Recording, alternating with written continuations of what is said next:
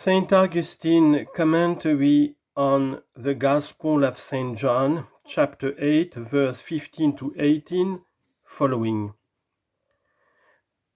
Just now you have learned, I am not alone, but I and the Father that sent me. You do acknowledge that the Father is Father, and that the Son is Son. You do rightly acknowledge. But do not say the Father is greater, the Son is less. Do not say the Father is gold, the Son is silver. There is one substance, one Godhead, one co-eternity, perfect equality, no unlikeness.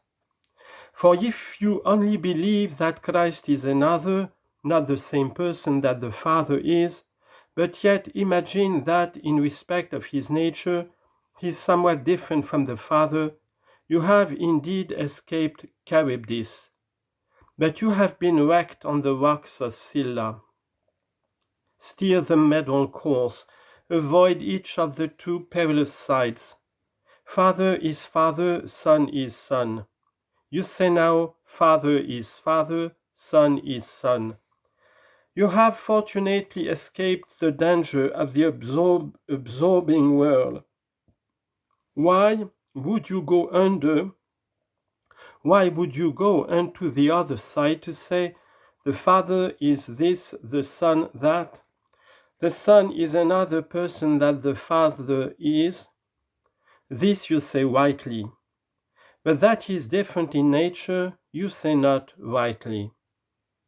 Certainly, the Son is another person, because he is not the same who is Father, and the Father is another person, because he is not the same who is Son. Nevertheless, they are not different in nature, but the self-same is both Father and Son. What means the self-same? God is one. You have heard, because I am not alone, but I and the Father that sent me. Hear how you may believe Father and Son. Hear the Son himself, I and the Father are one. John chapter 10, verse 30. He said not, I am the Father, or I and the Father is one person, but when he says, I and the Father are one, hear both the one, unum, and the are, in Latin, summus. And you shall be delivered both from Charybdis and from Scylla. In these two words, in that he said one, he delivers you from Arius, and in that he said are, he delivers you from Sabellius. If one therefore, not diverse, if are, therefore, both Father and Son. For he would not say are of one person, but, on the other hand, he would not say one of diverse. Hence, the reason why he says, my judgment is true, is that you may hear it briefly, because I am the Son of God. But I would have you in such wise believe that I am the Son of God, that you may understand that the Father is with me. I am not Son in such a manner as to have left him.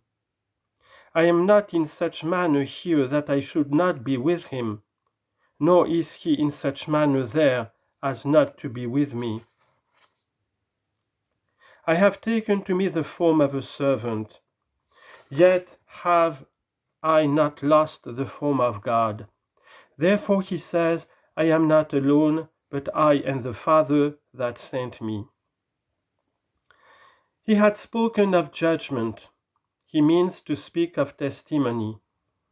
In your law, says he, it is written that the testimony of two men is true. I am one that bear witness of myself, and the Father that sent me bears witness of me. He expounded the law to them also, if they were not unthankful. For it is a great question, my brethren, and to me it certainly appears to have been ordained in a mystery, where God said, in the mouth of 2 or 3 witnesses every word shall stand. Deuteronomy chapter 19 verse 15 and Matthew chapter 18 verse 16. Is truth sought by two witnesses? Clearly it is. So is the custom of mankind. But yet it may be that even two witnesses lie. The chaste Susanna was pressed by two false witnesses. Were they not therefore false because they were two? Do we speak of two or of three? The whole people lied against Christ. Luke chapter 22 verse 1. If then a people consisting of a great multitude of men was found a false witness, how is it to be understood that in the mouth of two or three witnesses every word shall stand, unless it be that in this manner the Trinity is mysteriously set forth to us, in which is perpetual stability of truth? Do you wish to have a good cause? Have two or three witnesses, the Father, Son, and Holy Ghost. In short, when Susanna, the chaste woman and faithful wife, was pressed by two false witnesses, the Trinity supported her in her conscience and in secret. That Trinity raised up from secrecy one witness, Daniel, and convicted the two. Daniel chapter 13, verse 36 to 62. Therefore, because it is written in your law that the witness of two men is true, receive our witness, lest you feel our judgment. For I, says he, judge not any man, but I hear witness of myself. I defer judgment, I defer not the witness. Let us, brethren, choose for ourselves God as our judge, God as our witness, against the tongues of men, against the weak suspicions of mankind. For he who is the judge disdains not to be witness, nor is he advanced in honor when he becomes judge, since he who is witness will also himself be judge. In what say is he witness? Because he asked not another to learn from him who you are. In what way is he judge? Because he has the power of killing and making alive, of condemning and acquitting, of casting down into hell and of raising up into heaven, of joining to the devil and of crowning with the angels. Since therefore he has this power, he is judge. Now because he requires not another witness, that he may know you, and that he who will hereafter judge you is now seeing you, there is no means whereby you can deceive him when he begins to judge. For there is no furnishing yourself with false witnesses who can circumvent that judge when he shall begin to judge you. This is what God says to you. When you despise, I did see it. And when you believed not, I did not frustrate my sentence. I delayed it, not removed it. You would not hear what I enjoined. You shall feel what I foretold. But if you hear what I enjoin, you shall not feel the evils which I have foretold, but you shall enjoy the good things which I have promised.